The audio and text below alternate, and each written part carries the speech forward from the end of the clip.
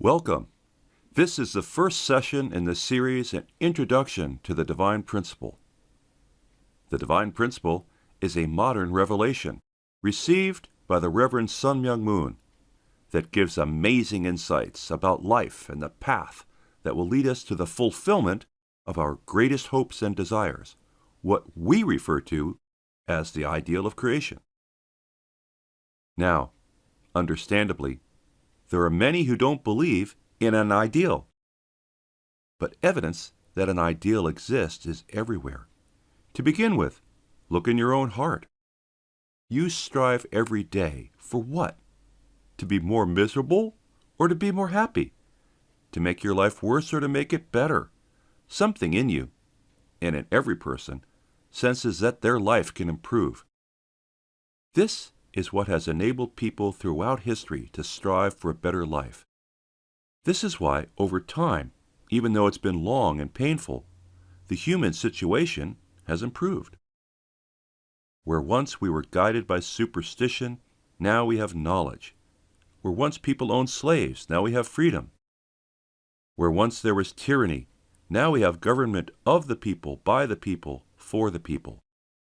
Yes, we still have a lot of problems, but there is no doubt that we're moving towards something better. That something better is the ideal. And it is not just people. The entire universe has been striving to realize the ideal. Isn't it amazing how every existence, besides wanting to maintain itself, has something within it that seeks to contribute to a greater purpose?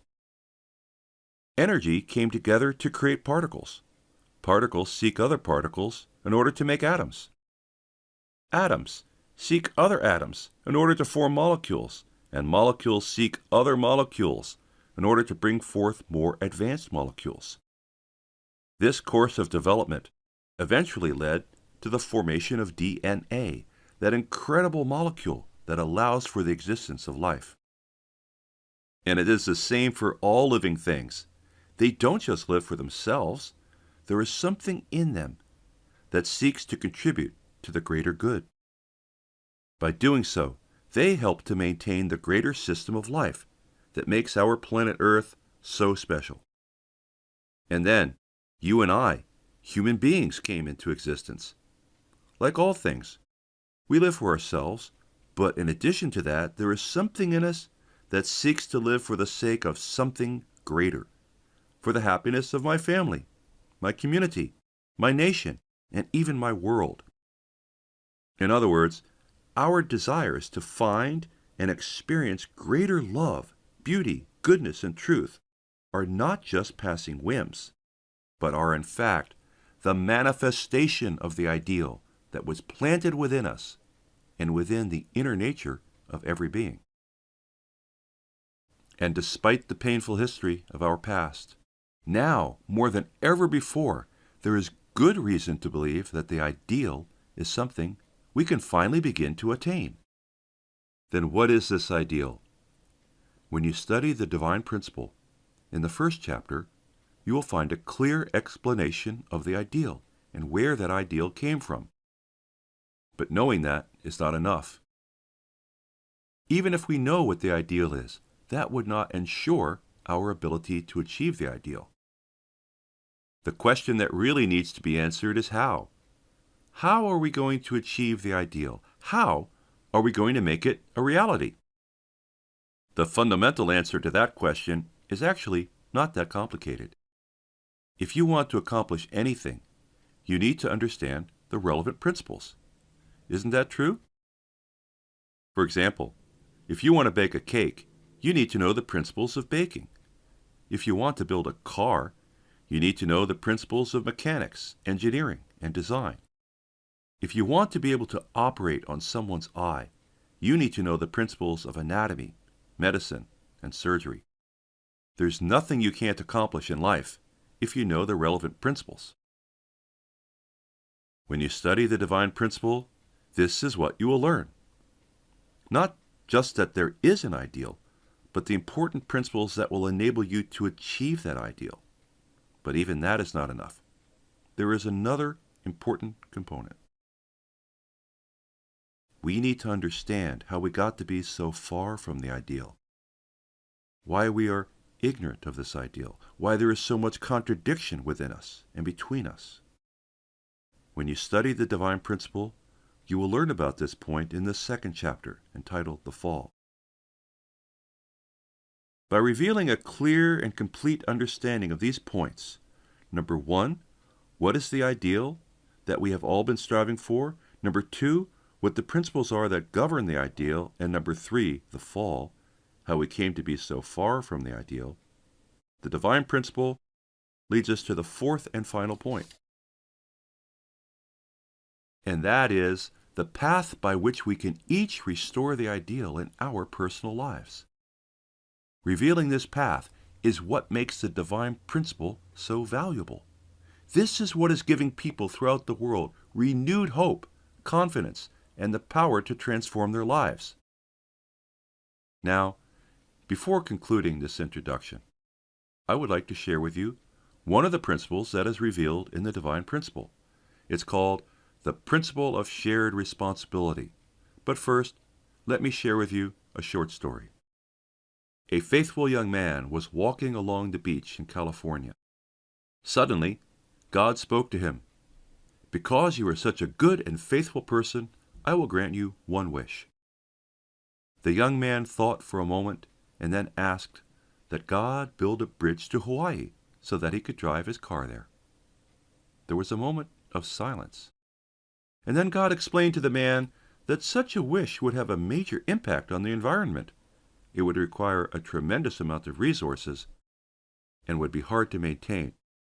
And so God asked him if he would please reconsider and ask for something else. Again, the young man thought for a moment and then asked, "I want to have a loving relationship with my wife that is free from any problems or difficulties." There was a long moment of silence, and then God spoke. "Did you want that bridge to have 2 lanes or 4 lanes?" The point of this story is that when God designed the universe, He decided that human beings would share in the responsibility for its completion. In addition, God determined that He would not interfere with the human portion of responsibility. Now, you may ask, why would God give human beings such responsibility?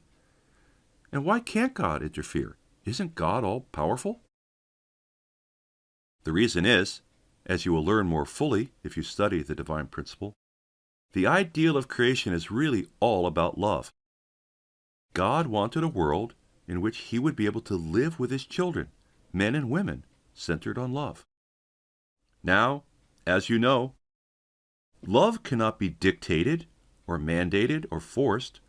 Love, to be love, must be a choice that is freely made.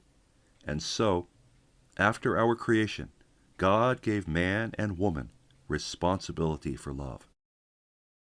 God wanted us to love in a true way, but, sadly, from the beginning of human history, we chose to love in a way that is not in line with God's love. That explains a lot. In fact, it explains why it is so hard for us to find God. If in this very moment you were to call out to God, "Hey God, talk to me," do you think within yourself you would hear a big voice respond, "Hey, did you call me? I am God. What did you want?" Many have concluded, because they don't get a response from God, that God does not exist. But now, based on this principle of shared responsibility, we have another explanation. God did not leave us, we left God. God will do all that God can do within His realm of responsibility, but there is a limit. At some point, we have to do our part. The human family chose to love in its own way, apart from God. Therefore, a person who demands that God comes into their life is like a person who climbs deep into a cave and then demands that the sun shine on them. This means that the most important question, the million-dollar question that can change our lives, is, what does God need us to do in order that God can touch our lives? In other words, what is our portion of responsibility? What do we need to do to get out of the cave that we have dug ourselves into. And this is why it's worth your time to study the divine principle. We are living in a special age of history. 4,000 years ago, God called Abraham the father of faith and spoke to him about the ideal. 400 years later, through Moses, God gave us commandments to help us move closer to that ideal. 2,000 years ago, Jesus revealed even more, but he could only do so using parables, symbols, and stories. The path to God's ideal is still not understood. Looking to the present time, Jesus, in the Lord's Prayer, urged us to pray that God's will, that is, God's ideal, be fulfilled on earth as it is in heaven.